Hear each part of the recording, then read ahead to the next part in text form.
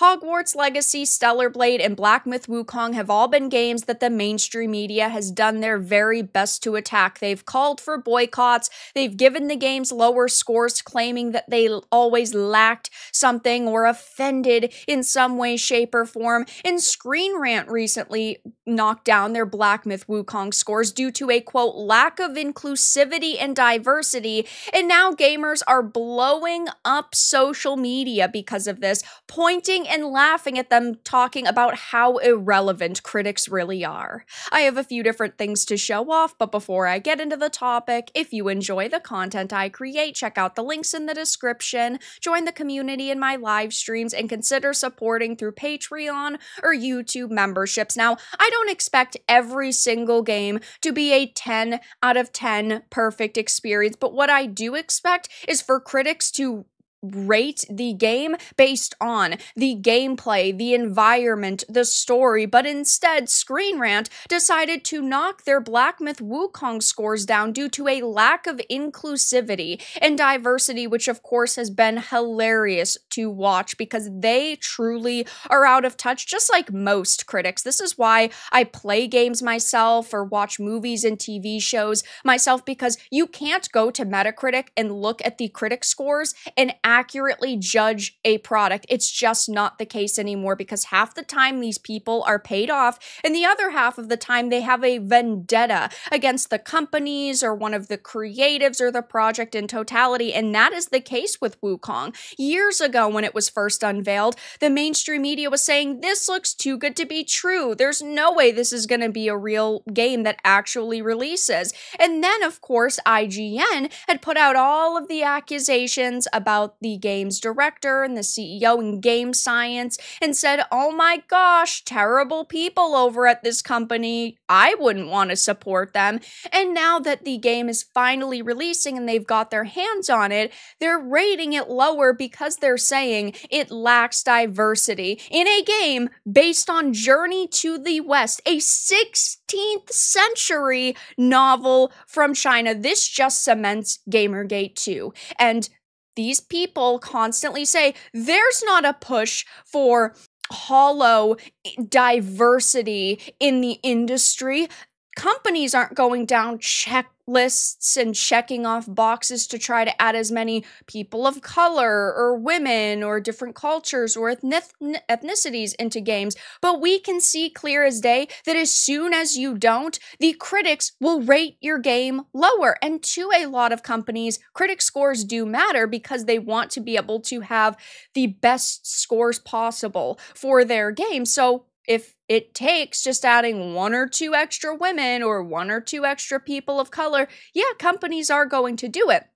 And this is what we've been talking about with Gamergate 2. Ethics in journalism, just like Gamergate 1, a push for diversity and inclusivity into products. And it's sad to see this happen constantly, where developers are bullied by the mainstream for simply having a vision that they don't like. It's like on this channel, I talk about DEI products all the time. Let's use Flintlock: The Siege of Dawn, for example, or Capes, for example.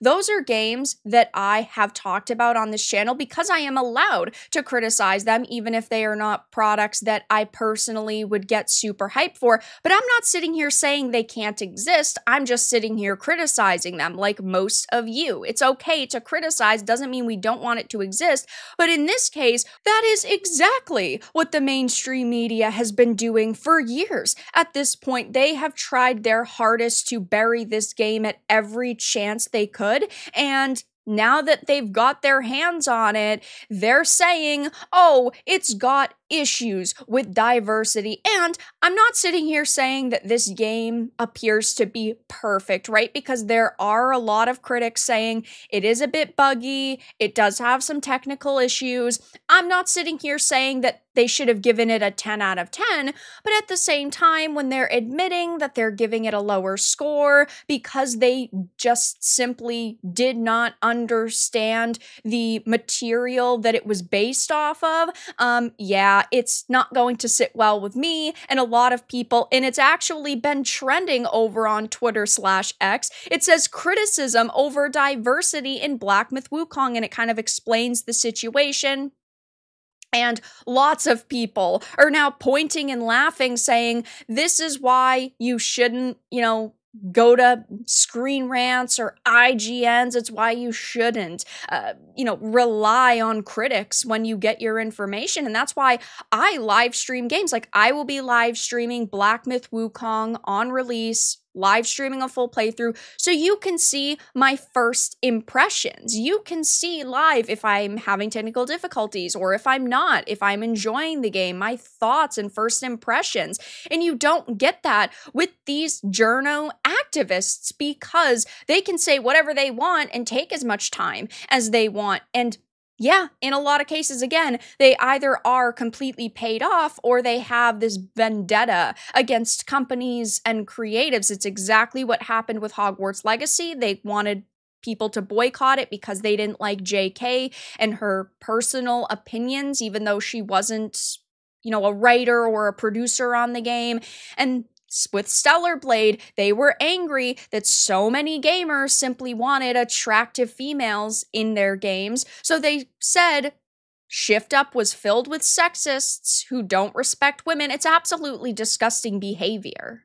People are saying things like, okay, so a game based off ancient Chinese mythology about a shape-shifting monkey, gods of all species, and hundreds of varied demi-humans loses review points for, and I quote, lacking in inclusion and diversity, with a bunch of laughing emojis. These companies need to go, man, which I completely agree with. They are out of touch with audiences. They have no idea what they're talking about, and they constantly do this. This is not the first time that they've rated a game poorly because it's lacking in something they feel should have been in it, like diversity, and it's not going to be the last. And I'm not surprised at all that these activist journos are knocking their Black Myth Wukong review scores down over the accusations IGN created and this lack of diversity, because again, when they pick a target, they will do anything to bury it. Hogwarts Legacy, Stellar Blade, Wukong. It's a sad pattern to see.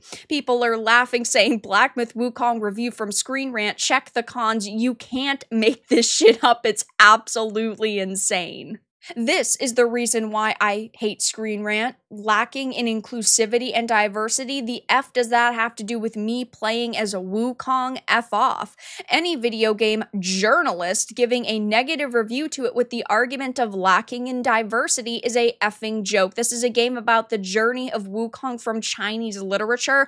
What the F are you crying about? It doesn't really seem like many people are running to ScreenRant's defense. It seems most people are pretty upset with them and this awful review. So it will be interesting to see over the next few days if any journos decide to, leave more reviews and have this as a con, but I'm more interested in seeing what gamers will have to say about this title. I will, again, be streaming it on release day and, of course, the days following, my normal stream schedule. I'm very excited for this, and I hope that it ends up being really good. So if you want to see my first impressions, make sure to stop by those streams. But yeah, I mean, I'm sure I'm going to be covering Wukong again because the journos seem to be attacking it at any chance possible.